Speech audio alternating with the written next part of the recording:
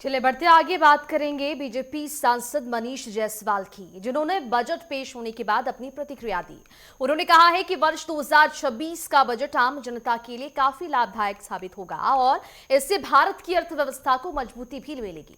विपक्ष द्वारा बीजेपी पर लगाए जा रहे एसआईआर के आरोपों पर प्रतिक्रिया देते हुए उन्होंने कहा कि पार्टी किसी विशेष दल के आरोपों पर ध्यान नहीं देती। जब तक जनता को कुछ गलत ना लगे, पार्टी उसे नजरअंदाज करती है। क्या कुछ वो कह रहे हैं, सुनिए।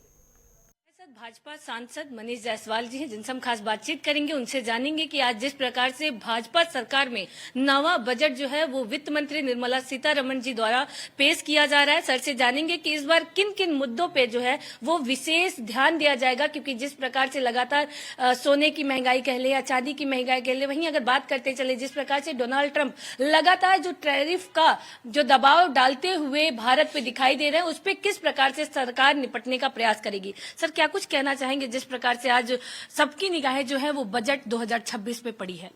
देखिए, भारत बहुत जल्दी विश्व की तीसरी सबसे बड़ी अर्थव्यवस्था बनकर के उभरने वाला है। सबसे पहला तो ये फैक्ट है जो कि हम लोगों को मालूम रहना चाहिए। और अगर आप बजट के आकार को देखें तो 14-15 में 18 लाख करोड़ से बढ़कर के ये लगभग अब 50 लाख को टच करने जा रहा है। तो लगभग 3.5 गुना इसके आकार में वृद्धि हुई है। सड़कों का नेटवर्क अगर हम देख लें, हवाई जहाज का नेटवर्क देख लें, अगर हम लोग रेल का नेटवर्क देखें तो रेल इलेक्ट्रिफिकेशन का काम लगभग 100%, लगभग मतलब कुछ 2-4% कम रहा होगा, तो वो भी 1-2 साल में पूरा हो जाएगा। भारतीय रेल पूरी तरह से इलेक्ट्रीफाइड है।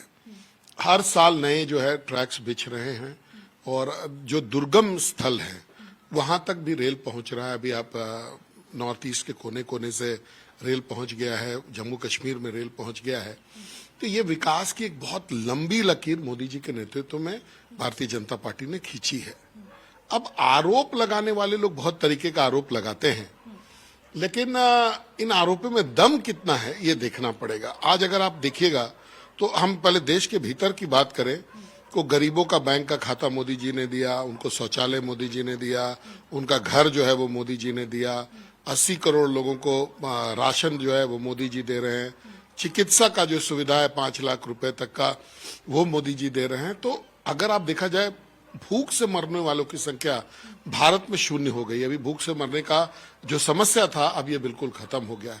तो विकास के यही सब परिचायक होते हैं। बातचीत करने के लिए बहुत बहुत धन्यवाद। कैमरामैन गौरव के साथ मैं पल्लवी श्रीवास्तव, नई दिल्ली।